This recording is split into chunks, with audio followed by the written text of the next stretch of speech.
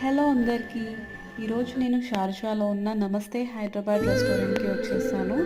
ఇందులో హైదరాబాదీ బిర్యానీ, పునుగులు, నాకు ఇష్టమైన మిర్చి బజ్జీ టేస్ట్ చేశాను.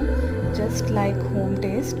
చూస్తూనే ఉండండి. Aroma, flavour and full vibes of Hyderabad.